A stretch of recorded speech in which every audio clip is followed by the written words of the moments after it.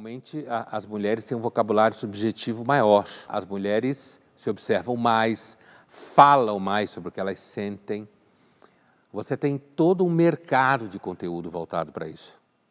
Todo o mercado de conteúdo, né? Inclusive, grande parte das redes sociais é ocupada, inclusive, por mulheres.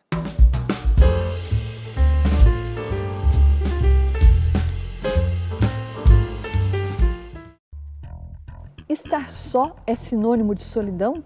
Não necessariamente. Uma mulher vive melhor sozinha do que um homem? Dizem que sim. É possível viver sozinho e ser feliz? É claro. Há uma epidemia de solidão hoje em dia? Acho que há. São Paulo é uma cidade muito grande, né? Um monte de gente no metrô e tal.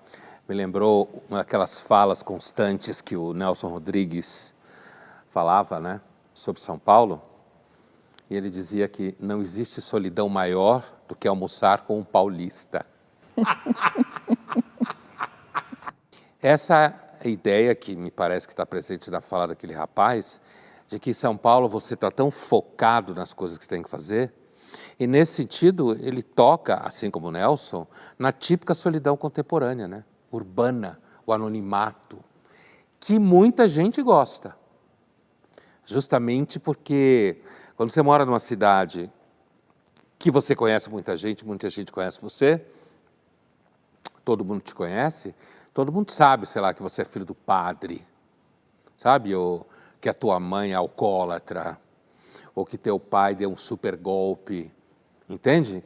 Então tem a solidão da cidade grande, ela é ao mesmo tempo uma sensação ruim, mas muita gente se sente protegido de um conhecimento que os outros podem ter de você meio invasivo, né? Tem outro tipo de solidão parecido com essa que eles também tratam e que não tem a ver com a cena urbana, né?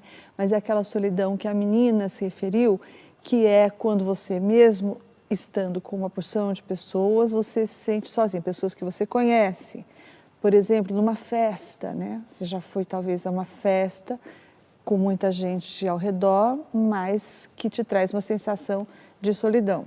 E daí, nesse caso, não tem a ver com a cena urbana, rural ou nada disso. É uma sensação mais subjetiva. Eu acho que você se sentir sozinho numa festa pode ser porque você levou para a festa alguma carga, algum conteúdo de alguma coisa que está te atrapalhando, ou simplesmente você não gosta daquelas pessoas.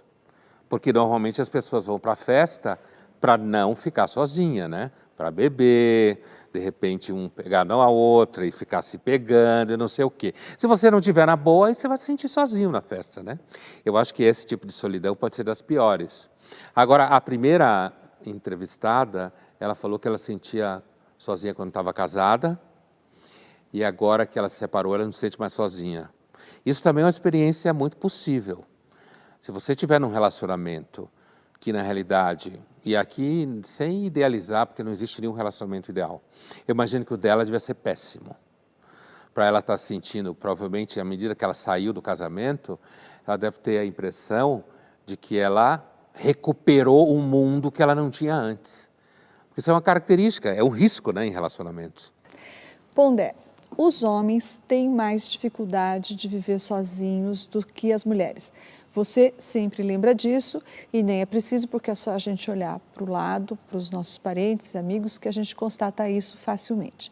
Mas o fato de os homens terem mais dificuldade de viver sozinhos do que as mulheres significa também que eles são mais vulneráveis à solidão, que eles sentem mais a solidão do que as mulheres, ou não necessariamente? Eu acho que significa que os homens acabam sendo mais dependentes das mulheres do que o contrário.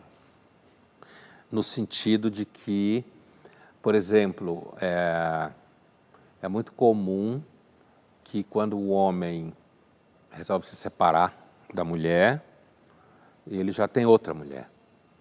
Né? Tanto Aliás, que... é só quando ele se separa, quando tem outra mulher. Então, isso, quando tem outra mulher, quer dizer, ele vai tocando um relacionamento até que apareça uma outra mulher, normalmente mais jovem, né? Com quem ele vai ficar. E enquanto isso não aparece, ele vai tocando. Por isso que situações muito dramáticas para homens são situações em que, quando ele não espera, a mulher resolve se separar. Porque as mulheres que normalmente, talvez isso mude com a emancipação feminina, com a história, sei lá, daqui 500 anos seja diferente, mas normalmente as mulheres têm um vocabulário subjetivo maior. As mulheres se observam mais, falam mais sobre o que elas sentem. Você tem todo um mercado de conteúdo voltado para isso. Todo o mercado de conteúdo, né? Inclusive, grande parte das redes sociais é ocupada, inclusive, por mulheres. Porque falam e conversam, né? Mesmo no telefone, pode passar a hora falando uma com a outra e normalmente se interessa por coisas. Os homens, normalmente, têm interesses mais focados, né? Então, é o trabalho, é a sobrevivência, mulher, certo? Imagino que com os gays seja a mesma coisa, né? E às vezes um hábito ou outro, assim, sabe? Jogar bola, quem gosta, sei lá, alguma coisa assim. Enquanto que a mulher tem, me parece, uma rede mais rica de interesses. Então, você quer dizer que, sendo mais sozinhos, os homens tendem a sentir mais solidão, tenderiam a sentir mais solidão? Quando estão sozinhos. Quando estão sozinhos, no sentido que moram sozinhos, né?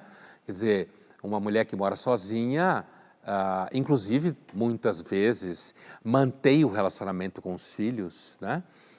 Inclusive, é interessante porque você sempre teve mais morador de rua, homem, do que mulher. Sempre. Porque os homens sempre foram mais passíveis de se desgarrar, porque as mulheres sempre tenderam a manter relação com os filhos, com a família, né? E muitas vezes com a própria família dela de origem. Agora tem uma pergunta do público para você. Aliás, tem muitas perguntas do público. Esse nosso programa com o tema solidão foi o que até hoje bateu o recorde de perguntas. Chegaram muitas, as pessoas Muita estão gente interessadas. só, né? Provavelmente. Ó, te pergunta, é uma sigla aqui, PVICQ. PVICQ te pergunta, no que a experiência da solidão nos ajuda? Se é que ele ajuda em alguma coisa, talvez você percebeu o quão você é uma má companhia. Não pode depender da pessoa, não? Claro, depende da pessoa, né? Mas pode te ensinar como você pode ser uma má companhia, que você enche o seu próprio saco, estando com você o tempo inteiro. Acho que pode ensinar, talvez, a você perceber que muitas vezes quem salva você de si mesmo são os outros, né? Não necessariamente fazendo você feliz, mas puxando você para algum tipo de relação do lado de fora, né? E em relação à época que a gente vive, talvez ajude a você perceber como o mundo contemporâneo pode estar num viés complicado. E identificar esse viés não significa que tem a solução, porque não tem, mas que é um viés de uma certa fetichização de você ser completamente emancipado, completamente autônomo, não precisar de ninguém. Então você fica uma espécie assim de emancipado para o nada.